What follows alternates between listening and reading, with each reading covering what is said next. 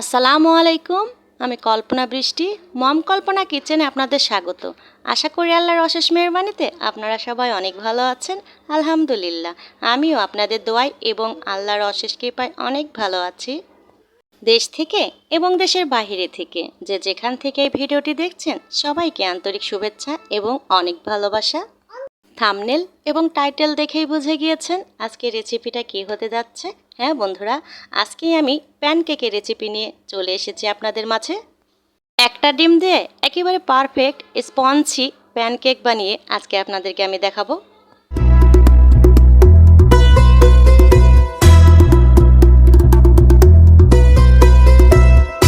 একেবারে perfect spongy pancake বানাতে কী কী উপকরণ লাগবে সেগুলোর সঙ্গে একবার আপনাদের পরিচয় করিয়ে দিই। প্রথমে লাগবে এই যেখানে ময়দা, এরপরে লাগবে দুধ, তারপরে ভ্যানিলা এসেন্স, ডিম, আর এখানে আছে বেকিং পাউডার, তারপরে লাগবে তেল, এরপরে লাগবে চিনি। চলুন দেখে আসি প্যানকেকের বেটারটা কিভাবে বানাবো। প্রথমে আমি একটা মিক্সিং বল নিয়ে নিয়েছি, একটু বড় সড়োই নিয়ে নিয়েছি। এবার একটা ডিম ভেঙে নেব। ডিমটা ভেঙে নেওয়ার পরে এবার ডিমটাকে সুন্দরভাবে ফেটিয়ে নেব। দেখুন আমি কিভাবে ফেটিয়ে নিচ্ছি। ডিমটা যখন অর্ধেক পরিমাণ ফেটিয়ে নেওয়া হয়ে যাবে এ পর্যায়ে এসে আমি চিনি দিয়ে দেব। এখানে আমি 1 কাপ চিনি নিয়েছি। প্রথমে আমি সম্পূর্ণ দেব না, অর্ধেকটা পরিমাণ চিনি দিয়ে নেব।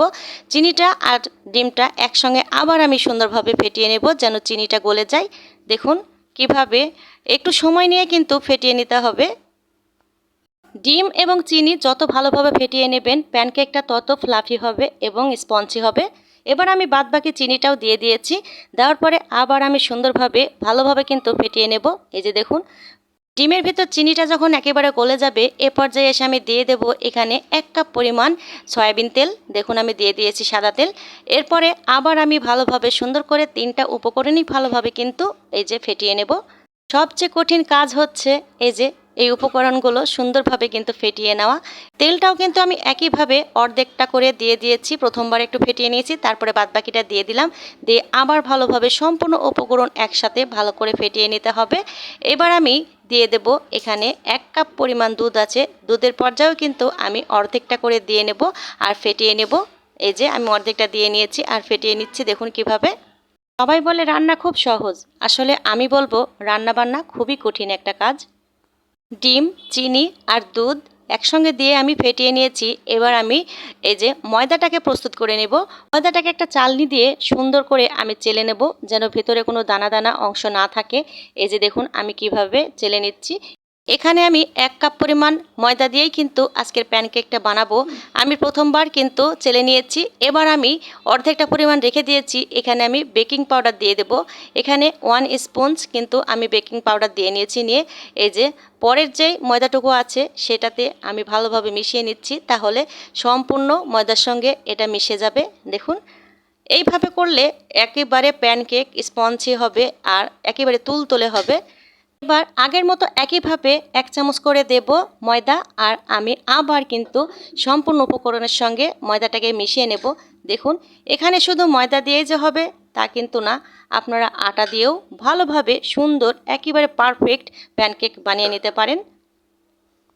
এবারও ঠিক একইভাবে আরও 1 চামচ দিয়ে আমি ভালোভাবে কিন্তু ময়দাটাকে মিশিয়ে নিচ্ছি। দেখুন যতক্ষণ না আমি পারফেক্ট একটা প্যানকেকের ব্যাটার বানিয়ে নিয়েছি। দেখুন কেমন হয়েছে। এ পর্যায়ে এসে আমি দিয়ে দেব 4 থেকে 5 ফোঁটা মতো ভ্যানিলা এসেন্স। ভ্যানিলা এসেন্সের যদি ফ্লেভারটা আপনাদের ভালো না লাগে তাহলে এখানে এলাচের ফল গুঁড়ো করেও দিয়ে দিতে পারেন, কোনো সমস্যা নাই। এবার আমি আবার কিন্তু ভ্যানিলা এসেন্সটা দেওয়ার পরে ভালোভাবে কিন্তু সম্পূর্ণ মিশিয়ে নেব। দেখুন পারফেক্ট একটা প্যানকেকের ব্যাটারটা আমি বানিয়ে নিয়ে চলে এসেছি কিচেনে। এসে আমি একটা প্যান বসিয়ে দিয়েছি। একটু ছড়ানো প্যান দিলে খুবই ভালো হয়। আর আমি এই যে দেখুন অলরেডি দিয়েই দিয়েছি একটা প্যানকেক।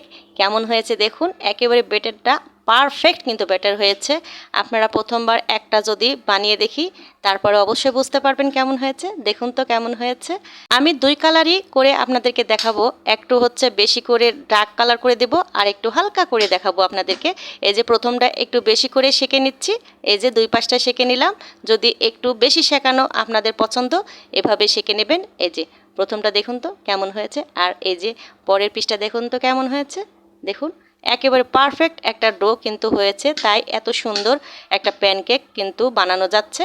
এবার আমি দ্বিতীয়টা একটু কম করে সেঁকে নেব।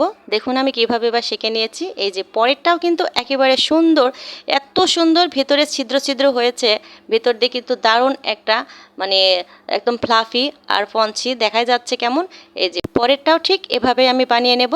এই যে দেখুন এপাশ ওপাশ উল্টে সুন্দরভাবে কিন্তু এই যে কাঁচা যেন না থাকে সেভাবেই কিন্তু বানিয়ে নিতে হবে। এই যে পরেরটার পিছনটা দেখুন কেমন হয়েছে। আমি দুইভাবেই বানিয়ে আপনাদের দেখানোর চেষ্টা করলাম, যেভাবেই ইচ্ছে যতটুকু রং নেওয়া যায় সেভাবেই আপনারা কিন্তু বানিয়ে নেবেন। সম্পূর্ণ অফ ক্যামেরায় বানিয়ে আমি এই যে চলে এসেছি সবগুলো প্যানকেক নিয়ে আপনাদের সামনে। দেখুন তো একটা প্যানকেকও কি নষ্ট হয়েছে? কোথাও কিন্তু একটু ভাঙাচোরাও হয়নি। প্রত্যেকটা প্যানকেক একেবারে পারফেক্ট, একই রকম রং, একই রকম কালার করে কিন্তু সবগুলো ভেজে নিয়ে এসেছি। দেখুন তো একটাও কম বেশি হয়নি। আমি এই কালারটা পছন্দ করেছি তাই এই পর্যন্ত আমি কিন্তু সেঁকে নিয়েছি। পরিশেষে হয়ে গেল আমার সেই কাঙ্ক্ষিত স্পঞ্জি নরম তুলতুলে পারফেক্ট প্যানকেক।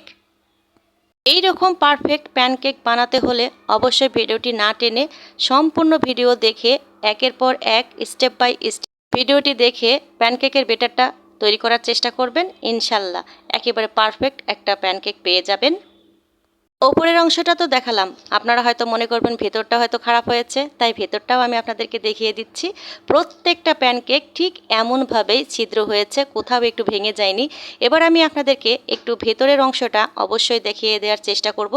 দেখুন তো দুই পাশটা কেমন হয়েছে। এবার আমি মাঝখানটা ভেঙে আপনাদের দেখাবো যে ভেতরটা কেমন ফ্লাফি হয়েছে আর কতটা পরিমাণ ভেতরটা নরম হয়েছে। দেখুন তো এই যে দেখুন এত সুন্দর একটা প্যানকেক হয়েছে। বিশেষ করে আজকের ভিডিওটি যারই ভালো লাগবে একটা লাইক দিয়ে দেবেন, সাথে একটা সাবস্ক্রাইব অবশ্যই করবেন, পাশে থাকা বেল বাটনটা অবশ্যই প্রেস করবেন, তাহলে আমার ভিডিওর নোটিফিকেশন যথাযথ আপনার কাছে পৌঁছে যাবে। সবাই ভালো থাকবেন, সুস্থ থাকবেন। আল্লাহ হাফেজ, আসসালামু আলাইকুম।